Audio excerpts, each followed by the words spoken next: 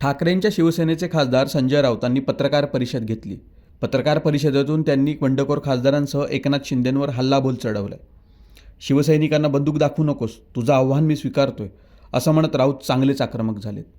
त्या दिवसामध्ये जे इतके दिवस सगळे स्पेक्युलेशन होते, काय झालं, काय होणार, काय पुरावे, काल सगळ्यांसमोर सगळे 6 खासदार आले, सगळ्यांसमोर त्यांनी सांगितलं कशा प्रकारे आले. एकनाथ शिंदेनी एवढं मोठं एक्सप्लेनेशन दिलं, सांगितलं की कशा हे खासदार का आलेत वगैरे.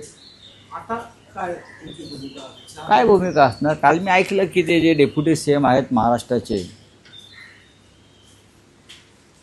काल त्यांच्या पक्षाचा नाशिकमध्ये पराभव झाला. नाशिकमध्ये विधान परिषद निवडणुकीत पराभव झाला. भारतीय जनता पक्षाची सर्व मतं गोकुळ गीतेंना पडली, पण पुढल्या 2 तासात गोकुळ गीतेंना विकत घेऊन त्यांनी आपल्या पक्षामध्ये आणले. 2 तासात, पुढल्या 2 तासामध्ये गोकुळ गीते मला वाटतं गेले ना त्यांच्या पक्षात 2 तासात. हे राजकारण सध्या महाराष्ट्रात चाललं. पैसा फेको तमाशा देखो. आता काल जसे झाकलेले पुतळे उघडतात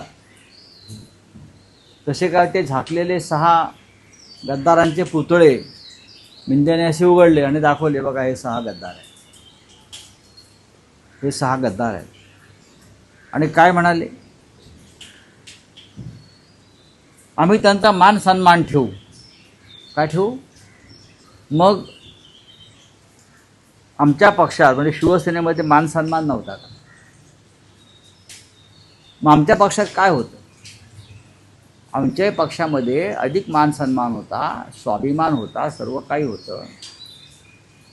आता हे मान सन्मान ठेवणार म्हणजे काय करणार? यांचा मान सन्मान हा 50 कोटी 75 कोटी प्रत्येकाला मिळालेले आहेत आणि त्याला ते मान सन्मान समजतात. काय तर म्हणून निधीसाठी गेले. आकडे आले आहेत ना. जो निधी आहे तो सुद्धा हे धड वापरू शकले नाहीत. 15-15, 16-16 कोटीचा निधी पडून आहे. निधी हा विकास कामासाठी असतो ना, विकास निधी आहे ना. मग जे आकडे आता समोर आलेले आहेत आपल्या माध्यमातून, तो निधी का वापरला गेला नाही? कोणी तुम्हाला अडवलं होतं? तुमच्या भागात विकासासाठी हा निधी आपण वापरला नाहीत. आणि आता तुम्ही कोणत्या निधीसाठी गेलात? विकासासाठी गेलो. एका खासदाराचा तर 16 कोटी निधी शिल्लक आहे. एकानं शिर्डीमध्ये फक्त 5-25 लाखच खर्च केले.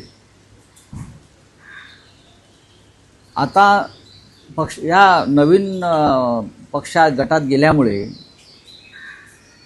त्यांना निधी म्हणजे ठेकेदारी मिळणार. 200 कोटीची कामं मिळणार निधी म्हणून, 300 कोटी. आणि त्यातले 25% जे आहेत थेट हे तुमच्या घरात जाणार. यासाठी हा त्यांचा मानसन्मान. ठेकेदारीतले कमिशन आणि किकबॅक मिळणं हा त्यांचा मानसन्मान. जनता या राज्याची किंवा त्या मतदारसंघातली खुळी नाही. काल मिंदे गटातला एक पोपट म्हणत होता काहीतरी, हे काय पाळणा घर आहे का? हिंदुहृदय सम्राट शिवसेना प्रमुखांनी त्यांच्या वक्तव्याची खिल्ली उडवायचं काम काल मिंदे गटाने केलं आणि हे बाळासाहेब ठाकरेंचा विचार पुढे घेऊन चालले. हिंदुहृदय सम्राट बाळासाहेबांनी वृद्धाश्रम काढले आणि पाळणा घरं पण काढली मुलांसाठी शिवसेनेनं. आणि त्याच पाळणा घरातून हे सगळे मिंदे तिकडे गेलेले. त्यांचं पालनपोषण याच पाळणा घरात झालं आहे मातोश्रीच्या. नाहीतर तुम्हाला कोणी विचारलं असतं? कुपोषणाने मेला असतात. वृद्धाश्रम काढली शिवसेना प्रमुखांनी. जेव्हा प्रथम सरकार आलं मनोहर जोशींच्या नेतृत्वाखाली, तेव्हा महाराष्ट्रामध्ये मातोश्री वृद्धाश्रम योजना काढली. स्वतः शिवसेना प्रमुखांनी आणि महासाहेबांनी मातोश्री वृद्धाश्रम फार चांगल्या प्रकारे चालवलं आहे. तेव्हा पाळणा घरं, वृद्धाश्रम ही मानवतेची कामं आहेत. ती तुम्हाला कधीच जमणार नाही. तुम्ही ठेकेदारांची पाळणा घरं केलेली आहेत. आता हे जे गद्दार तुम्ही 6 घेतलेले आहेत, ठीक आहे ना, त्या गद्दारांचा मान सन्मान जरूर राखा. पण मतदारसंघातली जनता मात्र त्यांना माफ करणार नाही. सन्माननीय उद्धव ठाकरे हे 27 तारखेपासून या सर्व मतदारसंघाच्या दौऱ्यावर आहे.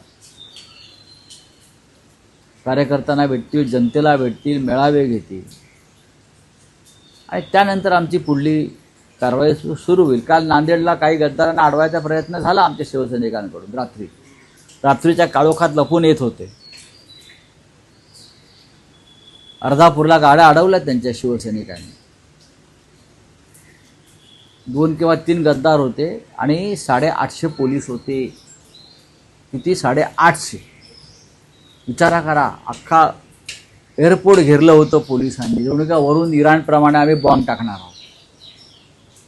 एवढी डरपोकगिरी आहे, एवढी डरपोकगिरी आहे. काय तुम्ही सांगताय आम्हाला मर्दानगीच्या गोष्टी? किती खोटं बोलताय तुम्ही सगळेजण. हां, म्हणे विकासासाठी गेले. नाही पण रावसाहेब शिंदे काल असं म्हणाले की या सगळ्यांना पुढच्या 2029च्या निवडणुकीत खासदारकीची उमेदवारी मिळेल. हे धनुष्यबाण या चिन्हावरच लढतील आणि त्यांना आम्ही जिंकूनही आणू. ठीक आहे ना, हा 2029चा विषय आहे ना. 2029 पर्यंत देशाच्या राजकारणात काय होईल याची गॅरंटी कोणी देऊ शकत नाही. मिंदे तरी खुर्चीवर राहतील का किंवा राजकारणात राहतील का याची गॅरंटी नाही. नरेंद्र मोदी प्रधानमंत्री राहतील का याची गॅरंटी नाही. महाराष्ट्रात काय होईल याची गॅरंटी नाही. पुलाखालून बरंच पाणी वाहून जाणार आहे पुढल्या काळामध्ये. राजकारण फार चंचल असतं आणि बहुमत हे त्यापेक्षा चंचल असतं. हे अजून मिंद्यांना माहीत नाही. आम्ही त्यांच्यापेक्षा राजकारणात जास्त पावसाळे पाहिले आहेत. फक्त आम्ही पैशाचं राजकारण केलं नाही. संजय पाटील असं म्हणतायत की मला स्वतःहून तुम्ही उमेदवारी दिली, मी तर तुमच्याकडे उमेदवारी मागायला आलो नव्हतो. राजीनामा द्या. रावसाहेब त्यांचं असं म्हणणं आहे की मला उद्धव ठाकरे, आदित्य ठाकरे सगळ्यांनी प्रेम दिलं, एकाच व्यक्तीशी माझा वाद त्यामुळे मी पक्ष सोडला. त्यांनी जर माझी माफी मागितली असती तर मी राहिलो असतो. कोण? मला माहीत नाही. मला माहीत नाही. जर तुमचं उद्धव ठाकरे साहेबांशी भांडण नव्हतं पक्षप्रमुखांशी तर तुम्ही राहायला पाहिजे होतं. आणि ज्यांचं तुमच्याशी भांडण आहे त्या संदर्भात मातोश्रीवरती येऊन चर्चा करायला पाहिजे होती. या सगळ्या गोष्टीचा आणि पक्ष सोडण्याचा काही संबंध नाही ना. आपण हे का सांगत नाही की माझ्याकडे 13 तारखेला 15 कोटीची खोकी आली, 14 तारखेला परत 5 कोटी आले. मग मी दिल्लीतली जो व्हीप होता तो धुडकावला आणि पक्षाच्या बैठकीला गेलो नाही आणि त्यानंतर मी अदृश्य झालो. आणि त्यानंतर मला उरलेले 35 कोटी काल यशवंतराव चव्हाण प्रतिष्ठानला जाण्यापूर्वी मिळाले. हे त्यांनी सांगायला पाहिजे गद्दाराने सगळ्या. हा गद्दारीचा हिशोब माझ्याकडे आहे. यांनी गेल्या काही काळामध्ये जे व्यवहार केलेले आहेत ते व्यवहारसुद्धा ईडीच्या रडारवरती आणले गेले. मग त्यात धाराशिवचे खासदार असतील, त्यांच्या बँकेचे व्यवहार असतील, अनेक गोष्टी माझ्याकडे आहेत, आमच्याकडे आहेत. त्याच्यावरती काल पक्षात चर्चा झाली. प्रत्येक फाईल समोर आहे. आणि आता सांगू कोणाला कुठे ब्लॅकमेल केलं, कोणत्या हॉटेलमध्ये ब्लॅकमेल केलं, कोणत्या खोलीत ब्लॅकमेल केलं, हे सांगू ना आता हळूहळू. ही काय वेळ नाही, सांगू आम्ही योग्य वेळी हे बाहेर काढू. पण रावसाहेब संजय दिना पाटलांचं म्हणणं असं आहे की मला खासदारकीची उमेदवारी स्वतः उद्धव ठाकरेंनी दिली. ही जागा काँग्रेस किंवा एनसीपीला जाणार होती हे लक्षात घेतात त्यांनी मला इथे उमेदवारी दिली. नंबर 1. नंबर 2, माझ्या मुलीसाठी ही उमेदवारी मागितली नव्हती, पण उद्धव ठाकरेंना हांडूक तो जो वॉर्ड आहे तो मनसेला द्यायचा नव्हता. नाही असं नाही आहे. माझ्या मुलीला उमेदवारी दिली. असं अजिबात नाही आहे. खरं म्हणजे तुम्हाला सत्य हे माहीत पाहिजे. तुम्हालाही माहीत आहे त्या मुलीच्या उमेदवारीसाठी त्याने किती तमाशा केला हे आपल्याला माहीत असेल. उमेदवारी दिल्यावर सुद्धा ते खोटं बोलत आहेत. मिंदे गटात गेल्यामुळे त्यांना खोटं बोलायची जास्त सवय लागलेली आहे. ते मिंदे गटात गेल्यावरती एक खोटं बोलण्याची नशेची गोळी देतात ते, बरं का. हां, ती तोंडात ठेवूनच बोलायचं असतं. हां, तर ती भांगेची गोळी जी आहे खोटं बोलण्याची ती घेऊन सगळे बोलत आहेत. त्या मुलीसाठी त्यांनी प्रतिष्ठापणाला लावली. ती जी जागा आहे त्यासाठी मनसेच्या उमेदवार मला वाटतं माझगावकर हा त्यांच्यासाठी आग्रह होता आणि त्यांना देण्यासंदर्भात भूमिका होती. तो पक्षाचाच आमच्या जागा जरी असली पण मुलीला उमेदवारी दिली नाही तर मी राजीनामा देतो इथपर्यंत मजल गेली होती. हे सगळ्यांना माहिती आहे. आणि अर्ज मागे घ्यायलाही गेले होते त्यानंतर कार्यकर्ते काम करणार नाहीत म्हणून. तेव्हा ह्या सगळ्या गोष्टी रेकॉर्डवरती आहेत, वृत्तपत्रात छापून आल्या आहेत, मीडियामध्ये दिसत आहेत. तेव्हा आता खोटं बोलणं थांबवा, खोटं बोलणं थांबवा. जी तुम्हाला नशा आलेली आहे सगळ्या गद्दारांना, ती काही काळ तुम्हाला नशा उतरल्यावर तुम्ही बोला. साहेब, हे सगळे जेव्हा खासदार काल समोर आले, एकनाथ शिंदे असं म्हणतात की यांची सगळी प्रवेशाची कायदेशीर प्रक्रिया पूर्ण झाली. आता शिवसेना उद्धव बाळासाहेब ठाकरे पक्षाचा कायदेशीर प्रक्रिया पूर्ण होऊच शकत नाही. कोणत्याही प्रकारे 10व्या शेड्यूलमध्ये पक्ष फुटीला मान्यताच नाही आहे. कसली कारवाई? बिजू जनता दलाचे आणि काँग्रेसच्या आमदारांनी क्रॉस शूटिंग केलं. ओरिसामध्ये राज्यसभा निवडणूक क्रॉस शूटिंग केलं. राज्यसभेला ओपन आहे ना निवडणूक, क्रॉस शूटिंग केलं आहे. आणि त्यांच्या बडतर्फी म्हणजे डिस्क्वालिफिकेशनसाठी जेव्हा या दोन पक्षांनी तिकडल्या विधानसभा अध्यक्षाकडे मागणी केली, रिसर कारवाईची मागणी केली, तेव्हा ती अपील फेटाळण्यात आली.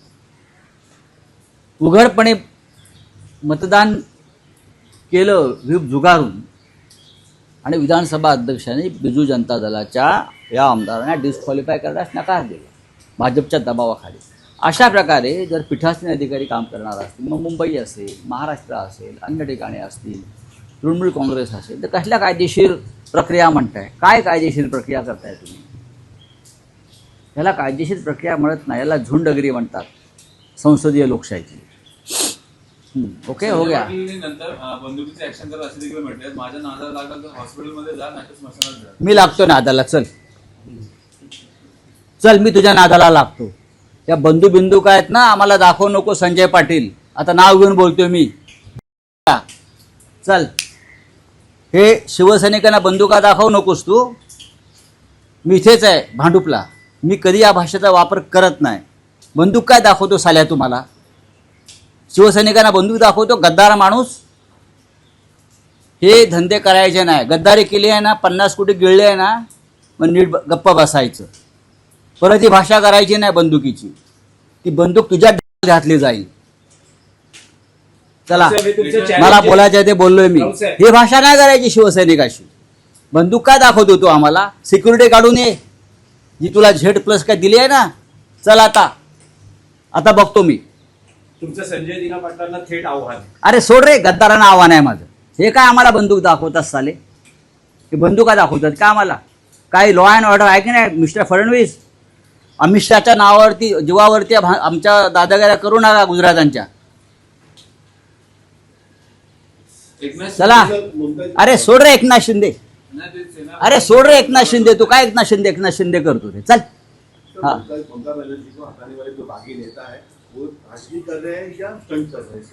नहीं रे, छोड़ दो. देखिए, ये पूरे देश में चल रहा है. ये अमित शाह ये देश को बेचना चाहता है, ख़त्म करना चाहता है. देश का इतिहास में बहुत ही काले कुट अध्याय लिखा जाएगा, उसमें अमित शाह जी का नाम रहेगा. अब देखिए, जिस तरह से देश की राजनीति लोग चला रहे हैं ना, पैसे की ताकत पर, ईडी सीबीआई की ताकत पर, पुलिस बंदूकी. देखो ना, एक गद्दार बंदूक दिखा रहा है. क्या कर रहे पुलिस कमिश्नर देवेंद्र भारती? बंदूक की भाषा कर रहे हैं क्या? आइए, मैं यहाँ हूँ, चला दो बंदूक. नहीं तो मैं उनको पूछो कहाँ आना है, मैं आता हूँ उनके सामने. अरे लोग आइए डरपोक, 50-50 बॉडीगार्ड लेके घूमते हैं यहाँ, और आप 100 पुलिस लेकर घूमेंगे और हमको दादागिरी करेंगे. साले गद्दार है ना, अपने पैसा खाया है ना 50 करोड़, तो ढकार देकर बैठ जाइए. और वापस मैं बोल रहा हूँ, ये भाषा अगर आप करोगे बंदूक की, तो बंदूकें हमारे पास भी है. चलो.